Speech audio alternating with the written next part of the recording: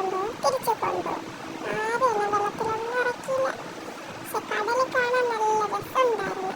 ഞാൻ കുറേ നേരം കടൽ കണ്ടുകൊണ്ടിരുന്നു.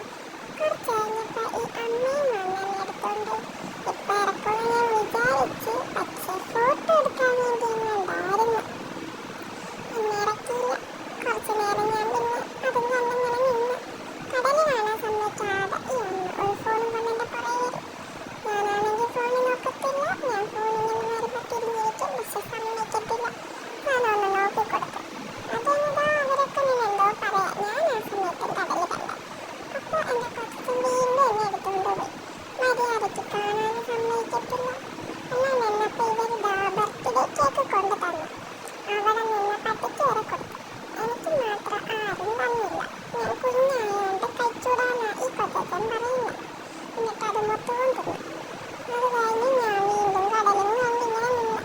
അപ്പം എൻ്റെ ടവലും കലക്കി ഒരാൾ വീണ്ടും പോയി. അത് കഴിഞ്ഞതാ കുറച്ച് കൂടെ നോക്കിയപ്പം ഫോട്ടോ എടുക്കുന്ന തിരക്കില എല്ലാവരും. ഞാൻ എന്നെയും പിടിച്ചിട്ട് കുറേ ഫോട്ടോ എടുക്കാൻ നോക്കി. ഞാനാരാ മോളെ, സമ്മതിക്കത്തില്ല. ഞാൻ എൻ്റെ ഉടുപ്പിൻ്റെ കയ്യും കടിച്ച് തിന്ന് അവിടെ ഇങ്ങനെ കടലും കണ്ടിരുന്നു. ഞാൻ അവരെ ഒത്തിരി ഫോട്ടോ ഒക്കെ എടുക്കാൻ നോക്കി. ഇടയ്ക്ക് ഞാൻ സമ്മതിച്ച് ആ ഫോട്ടോ ഒക്കെ ഉണ്ട്. അത് അവസാനം ഞാൻ കാണിക്കാം. എന്നതാ ഈ കൊച്ചച്ഛ എന്നെ ഇങ്ങനെ പൊക്കി ആട്ടി ആട്ടിരിക്കുക. എൻ്റെ ടവലാണെങ്കിൽ തോളത്തൊക്കെ ഇട്ടുകൊണ്ട് നടക്കുന്നു. കൊച്ചച്ഛ ഫുൾ ടൈം ഫോട്ടോ എടുക്കില്ല. ഫോട്ടോഗ്രാഫർ ആവാനാണ് തോന്നുന്നു ഇഷ്ടം.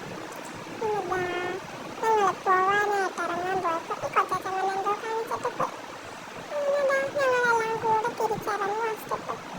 ഞാൻ ഇറങ്ങാൻ പോയപ്പോഴത്തേക്കാണ് ഈ അച്ഛനെന്ന് അമ്മേൻ്റെ കയ്യിൽ നിന്ന് വാങ്ങിച്ചു. എന്നതാ വീണ്ടും എടുത്തുകൊണ്ട് അങ്ങ് പോയി. വണ്ടി കയറാമെന്ന് വിചാരിച്ചു.